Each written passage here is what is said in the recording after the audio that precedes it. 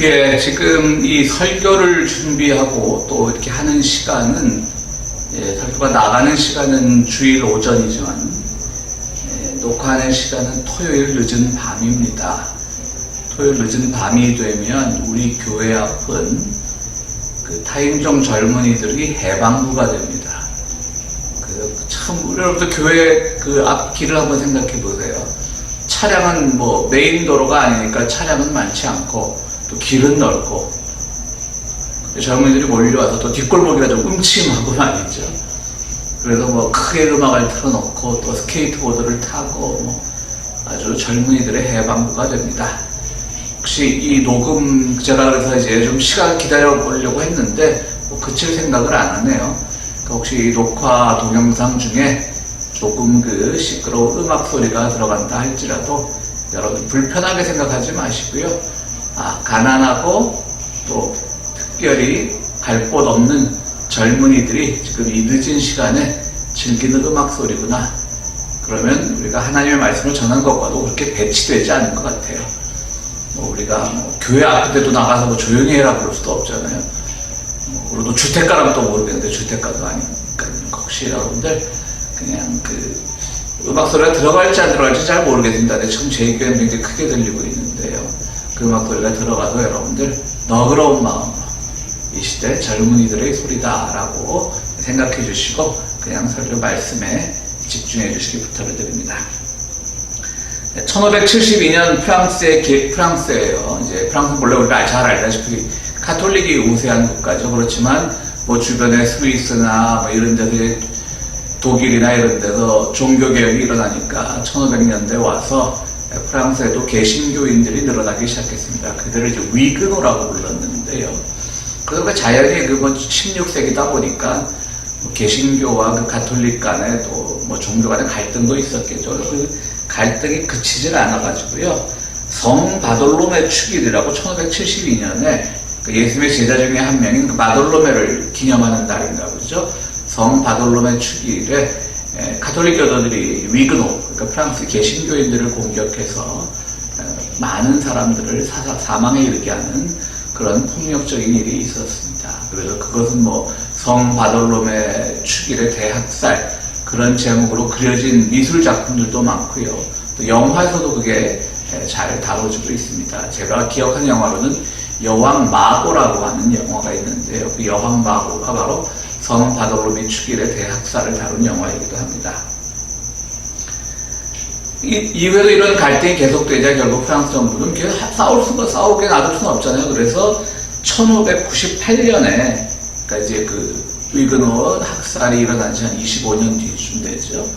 1598년에 낭트 칙령이라는 걸 발표해서 한 200여 개의 도시에 개신교인들이 자신들의 그 신앙의 자유를 누리면서 살 수 있게끔 그렇게 조치를 내려줍니다. 참으로 그 당시로서는 상당히 그 프랑스로서는 전향적이고 개방적이고 굉장히 진보적인 조치였죠. 그리고 혹시라도 가톨릭 교도들이 또 습격을 해올까봐 요새도 지어주고요. 그런데 문제는 그 다음에 발생을 합니다. 개신교인들은 뭐 칼빈도 얘기했듯이 개신교인들은 막 금욕주의를 강조하고 막 성실하고 그런 것으로 이제 중세의 가치관을 좀 벗어나는 그런 위치에 있지 않았습니까? 그러니까 성실하고 또 자기에게 주어진 그런 일들을 소명이라고 생각하고 무슨 일이든지 열심히 하고 뭐 여러분들 또 혹시 오해하지 마세요. 가톨릭 교도가 다 게을렀다는 얘기는 아니잖아요. 종교에 따라서 좀 살아가는 세계관이나 그게 다를 수 있죠. 이제 성실히 살았어요. 그러니까 자꾸 그 뒤로 이제 부가 축적이 되는 거죠. 결국 이 낭트 칙령 때문에 일어났던 그 개신교와 가톨릭 간의 화해 무드는요, 한 100년이 채 가지 못하고 결국은 한 16세기 후반기에 가서는 다시금 낭트 칙령을 아직 프랑스 정부가 아주 폐지를 시켜버리고요. 그러자 또 이제 가톨릭 교도들은 더 신이 나서 개신교 위그노들을 공격하게 됩니다. 결국 위그노들은 뭐 프랑스에서 더 이상 살 수 없어서 주변에 뭐 스위스나 독일이나 이런 나라들로 이주를 하게 되고요. 특별히 스위스로 많이 이주를 했죠. 오늘날 우리가 스위스 하면 어떤 산업이 제일 발전해 있습니까? 뭐 관광이야 뭐 말할 것도 없고요. 시계 산업이 발전해 있죠. 사실은 이 시계 산업이요, 원래 프랑스 사람들이 하던 겁니다. 그런데 이제 그 프랑스에 있는 개신교들이 주로 시계 산업에 많은 참여를 하고 있었는데요. 그들이 이제 위그노에 대한 박해 때문에 스위스로 이주하면서 스위스에서 이제 시계 산업을 번성시켰던 것이죠. 그 프랑스 입장에서는 개신교인들을 쫓아냄으로써 프랑스의 것이 될 수 있었던 그런 세계적인 시계 산업의 본고장을 스위스에 뺏겨버렸다라고 할 수 있겠죠. 사실 뭐 스위스는 산악국가, 아주 열악한 산악국가잖아요. 거기에 어떻게 시계 산업이 자리 잡을 수 있었겠습니까? 그냥 프랑스에 놔뒀으면 오늘날 프랑스가 세계적인 그 명시계의 본고장이 됐을 텐데 말이죠. 결국 이렇게 해서 자본들이 다 외국으로 빠져나가니까 프랑스는 경제적으로 어려움을 겪게 되고요. 그것 때문에 또 일부 역사학자들은 결국 그것 때문에 1789년에 프랑스 대혁명이 일어났다라고 분석하는 사람들도 있습니다. 그때 이제 위그노들을 쫓아냄으로써 그 촉발된 경제적인 궁핍함 때문에 프랑스 혁명이 일어났고, 프랑스 혁명 때 근데 누가 제일 숙청의 대상이었죠? 가톨릭 신부들이었어요. 여러분들 우리 교회는 뭐 다 열려있는 교회니까요. 혹시 또 오늘 설교가 뭐 가톨릭에 대한 비난 설교가 아닌가라고 오해하실까봐 말씀을 드리는데, 이건 가톨릭에 대한 비난 설교가 아니라 인간의 무지에 대한 설교입니다. 그 이후로 오늘날은 뭐 가톨릭 교도들은 얼마나 세계 곳곳에서 또 지금 교황께서도 많은 모범을 보이시고, 가톨릭 교도하면 우리가 좀 이미지가 있잖아요. 좀 점잖고 막 그렇게 나서지 않는 사람들. 뭐 가톨릭 내부에서 그것이 너무 냉담자처럼 종교에 대한 헌신성이 떨어져서 좀 뭐 걱정인 분들도 있던데, 하여튼 우리가 보기에는 뭐 우리 한국도 민주화 운동 과정에서 가톨릭이 보여주었던 그런 공헌도 있고요. 오늘날은 오히려 개신교가 더 무지한 종교, 정말 속된 말로 무식한 종교로 그렇게 좀 얼굴 들고 다니기가 부끄러울 정도가 됐죠. 그래서 제가 가톨릭 교도와 그 개신교도들 간에 프랑스에서 16세기, 17세기에 있었던 그 갈등을 설명하는 것은 어떤 특정 종교의 잘못이 아니라 종교의 이름으로 어떤 종교든지 어느 정도까지 무지해질 수 있는가, 그거를 말씀드리기 위해서 오늘 이 예화로 시작을 하는 겁니다. 사실 뭐 무지하기로 치면 말씀드렸듯이 우리 개신교인들이 참 무지하죠. 오늘날 가톨릭을 향해서 뭐 사탄의 종교다, 무슨 이단이다. 근데 여러분, 제가 여러 번 말씀드렸잖아요. 이 기독교라는 이름에 여러 종교가 있잖아요. 동방정교회가 있고, 또 정교회는 오소독시라고 하는데, 또 오리엔탈 오소독시라고 또 다른 게 있어요. 지금 우리가 부르는 동방정교회 말고도요. 여러 가지가 있어요. 또 뭐 시리아나 이런 데 있는 사람들이 믿는 또 기독교 좀 다르고요. 그러니까 많은 종파들이 있는데, 그 중에서 제일 닮은 꼴은 사실 우리 개신교하고 가톨릭이에요. 왜냐하면 4세기 초에 있었던 최초의 신앙 고백문을 만들기 위해서 모였던 니케아 종교회에서 채택한 그 니케아 신앙 고백문을 같이 공유하는 종교가 가톨릭하고 개신교예요. 그런데 오늘 개신교인들이고 가톨릭을 향해서, 그리고 정말 다른 교리를 가지고 있는 그런 또 기독교에 대해서는 또 그들이 조금만 박해당하면 우리의 형제들이 박해받고 있습니다. 박해받는 걸 우리가 당연히 어떤 조금 교리가 다르더라도 어떤 기독교 이름으로 하나님을 섬기는 사람들이 박해받으면 우리가 당연히 걱정하고 그들을 지켜줘야 되겠지만요. 제가 말씀드리는 건 뭐 박해받는 걸 동정하지 말라는 뜻이 아니라, 그래놓고 가서 또 가장 비슷한 교리를 갖고 있는 가톨릭을 향해서는 오히려 언어적인 박해를 가하는 그런 무지한 태도를 오늘 우리 개신교인들이 많이 보여주고 있습니다. 그래서 오늘은 무지라는 것을 가지고 한번 설교 말씀을 나눠볼까 합니다. 제가 좋아하는 문학평론가 중에 요즘 글도 잘 쓰시는 신형철이라고 하는 분이 있는데요.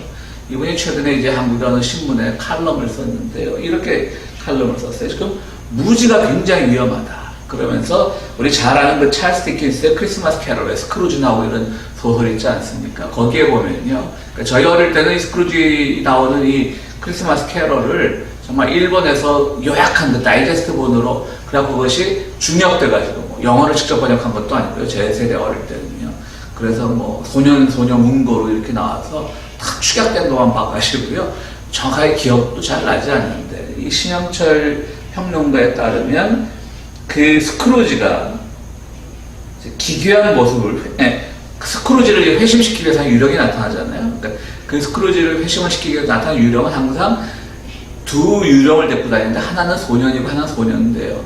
그 소년의 유령의 이름은 무지고 소녀의 유령의 이름은 궁핍이라고 하는 거예요. 그러니까 무지, 정말 무식한 게 유령이라는 거죠.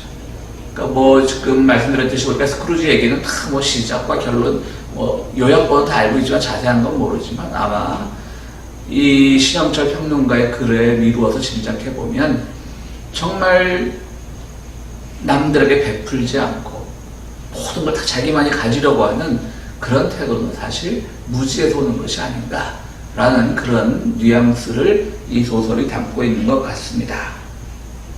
그러면서 이 신영철 평론가는 이 칼럼에서 뭐라고 쓰냐면요.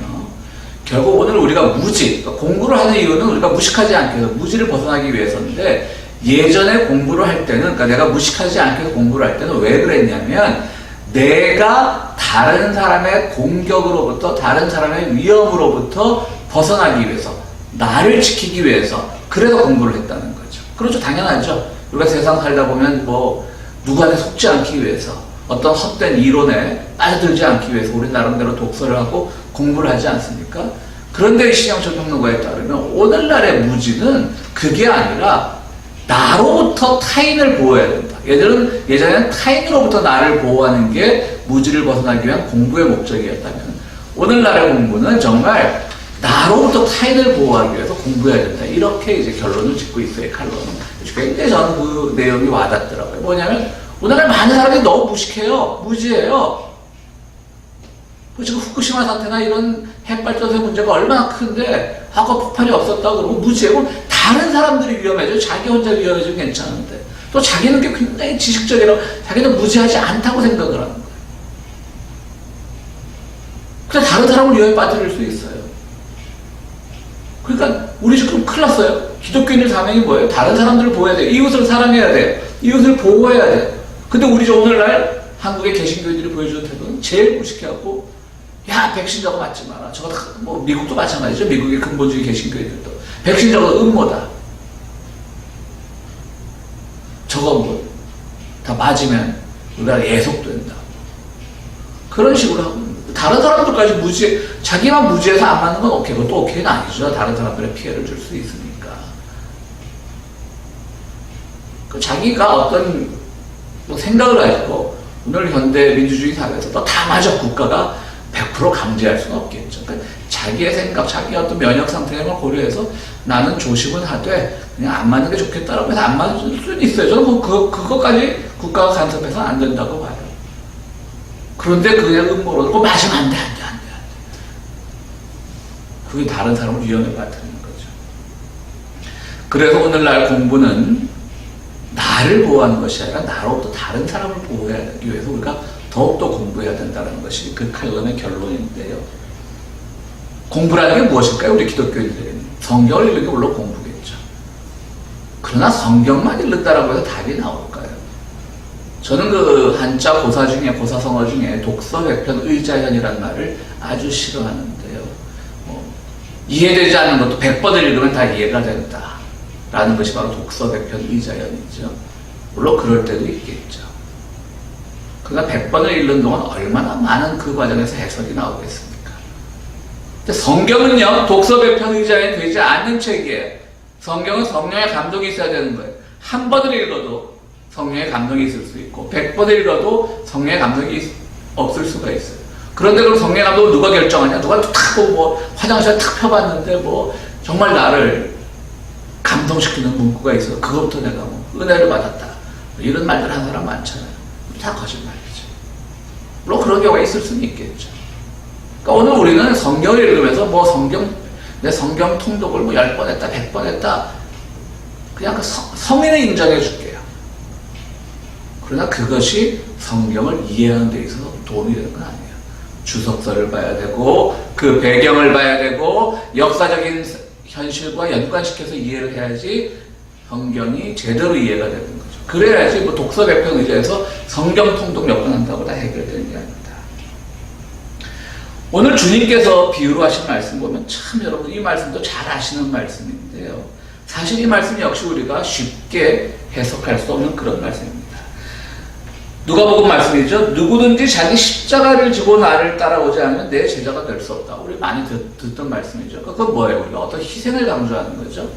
정말 나를 버리고 십자가를 진다는 것은 나의 어떤 욕망이나 나의 어떤 세속적인 생각을 버리고 주님을 따르는 것이다. 그래야만 주님의 제자가 될 수 있다. 그래서 누가 네 재산을 다 버리고 와라 그러니까 못 따라가는 부자 청년도 있잖아요. 그러니까 그런 거 안 되는 거죠. 십자가를 지고 예수님 따르는 건 아니죠.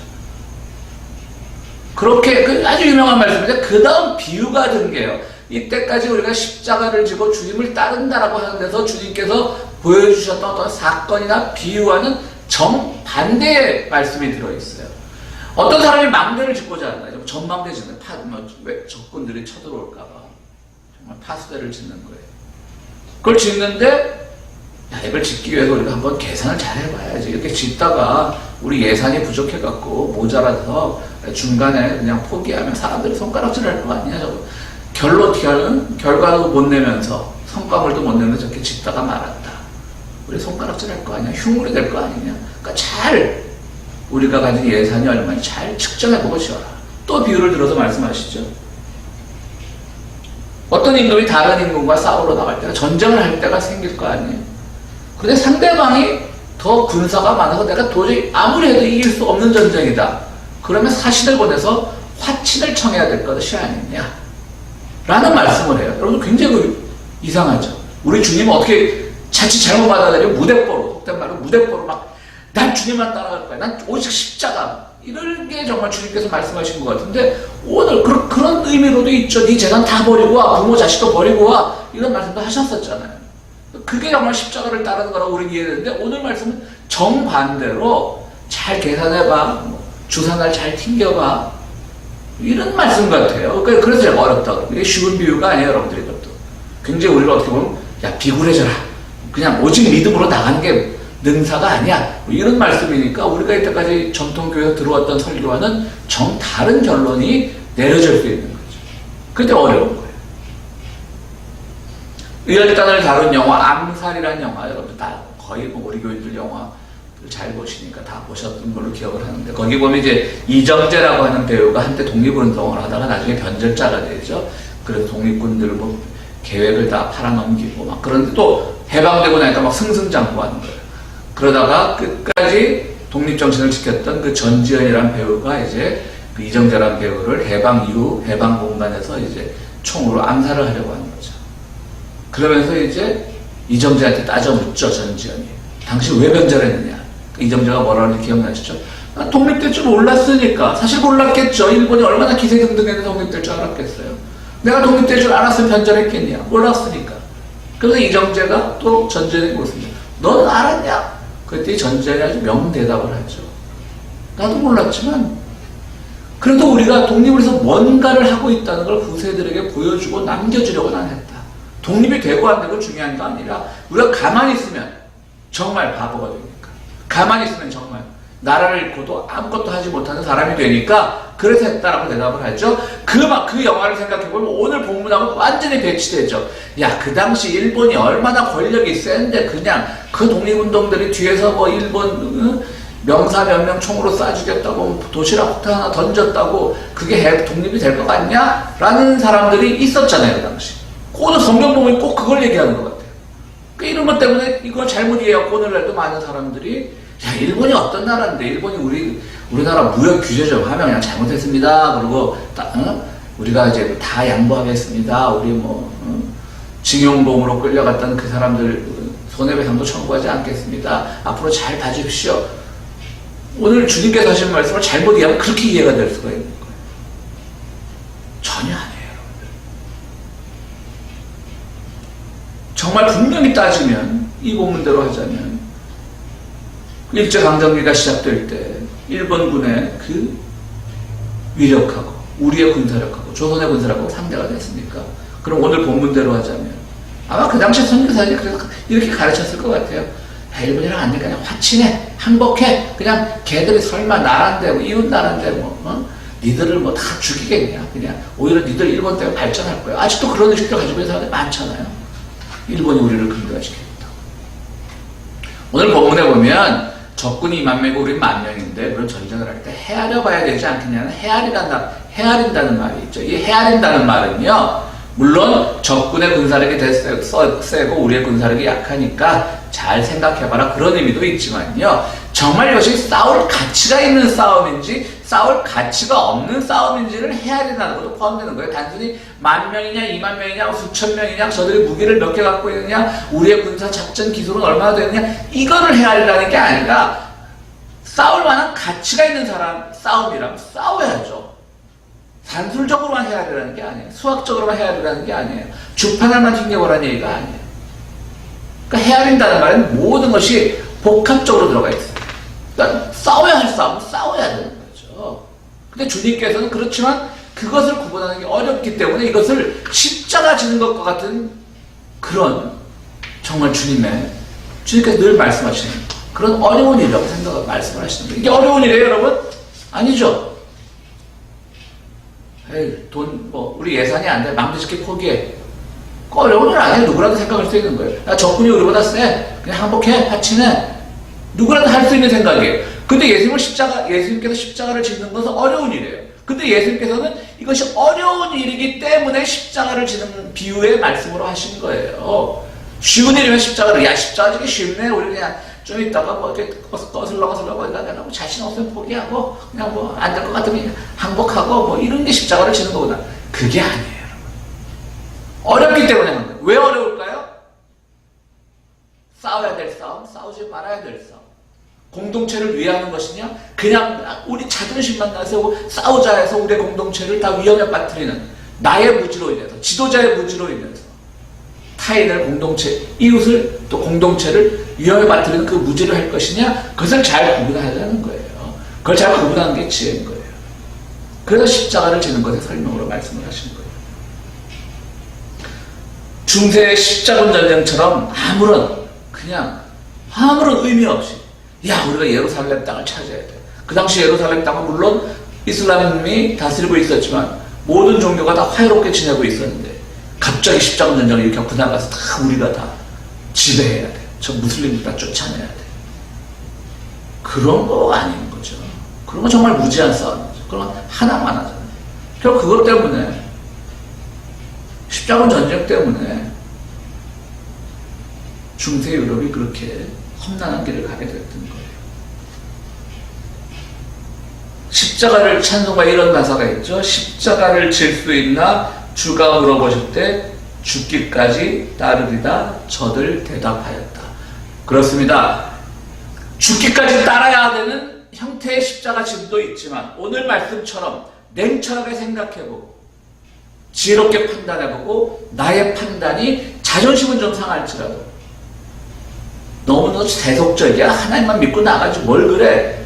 그런 비난을 받을 수 있을지라도 그것이 공동체와 타인, 이웃을 위한 길이라면 과감하게 포기할 수 있는 것. 그것도 십자가를 지는 일이라는 거죠. 무조건 따르겠습니다. 죽기까지 따르겠습니다가 의미하는 건 아니에요.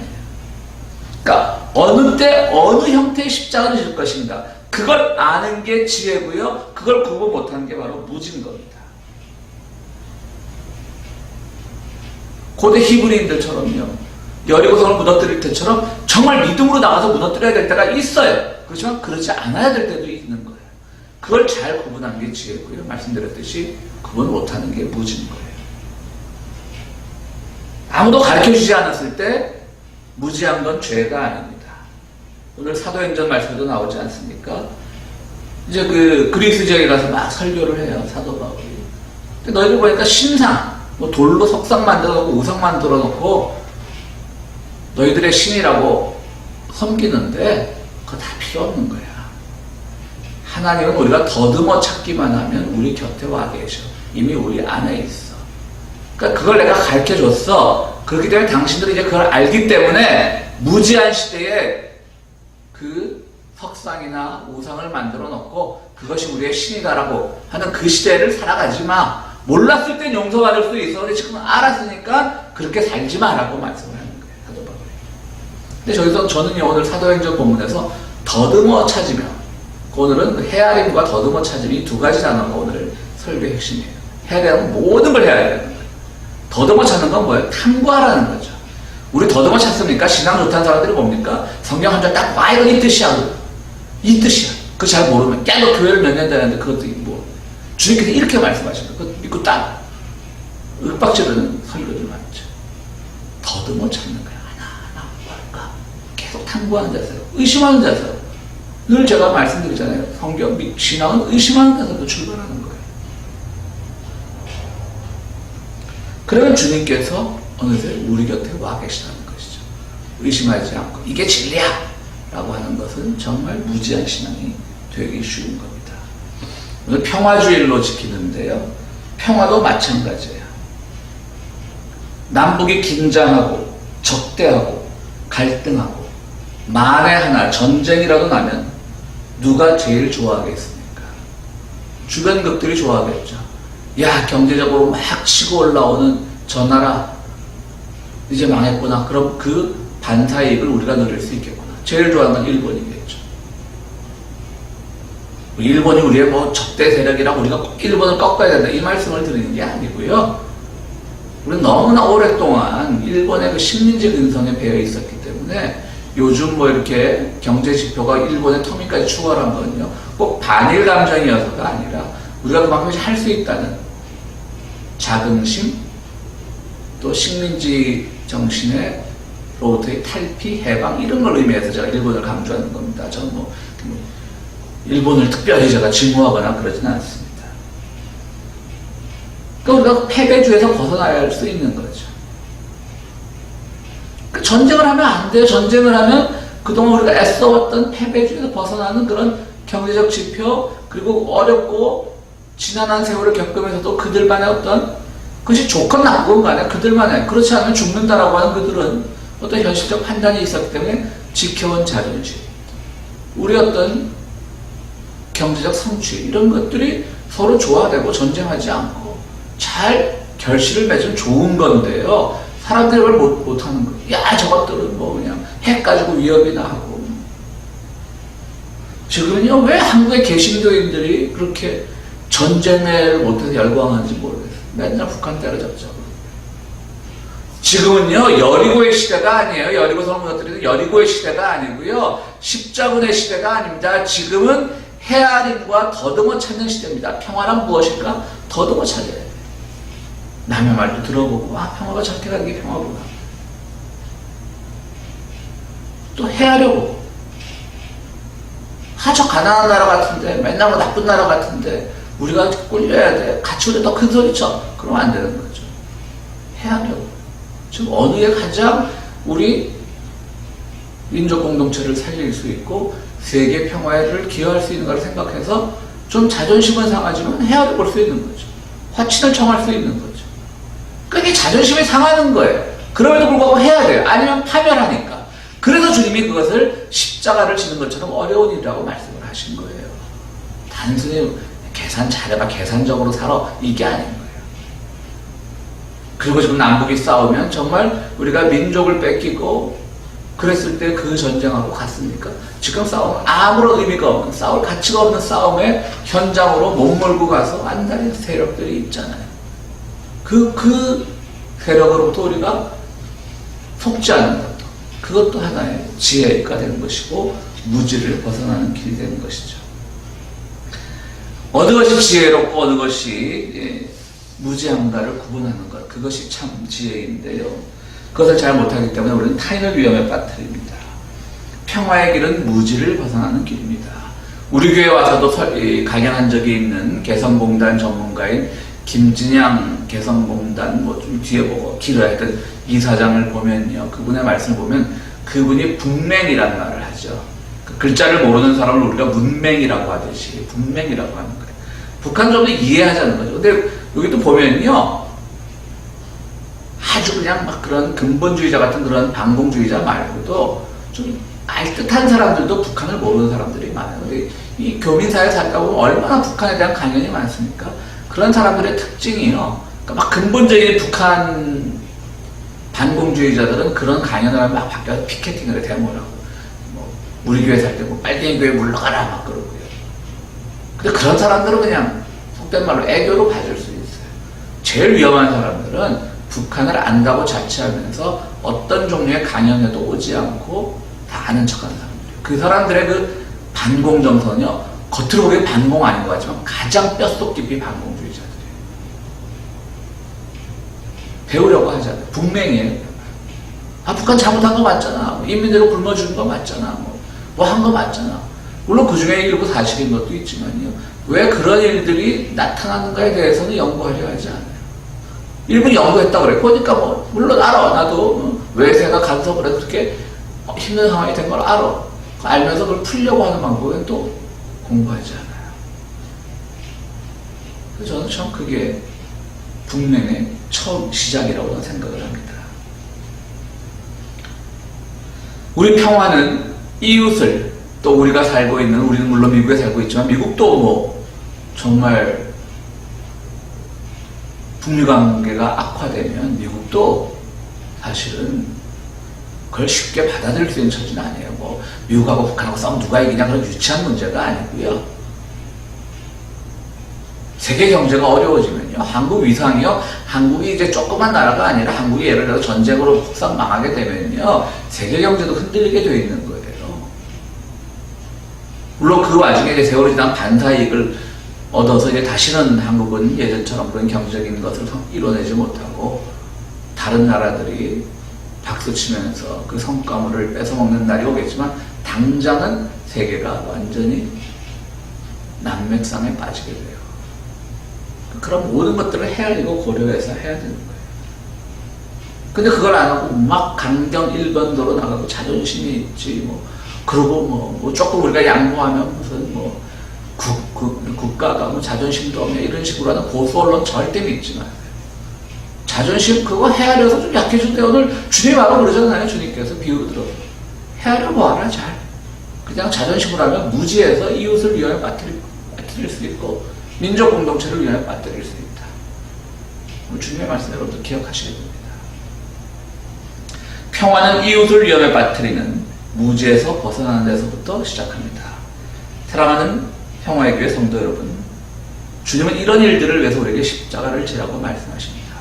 오늘 우리의 삶의 현장에서 정말 부딪혀야 될 때 죽기까지 따르는 그런 능동적인 적극적인 십자가 짐도 있지만 오늘 비유의 말씀처럼 한 걸음 물러서서 자기를 돌아보고 자기가 지금 처한 현상을 돌아보고 어느 것이 내가 속한 그 공동체에서 가장 유익이 되는가를 생각해보는, 나쁘게 말하면 계산적인 행동이 될 수 있는 것조차도 주님께서는 십자가를 지는 것과 같은 것으로 말씀하셨어요.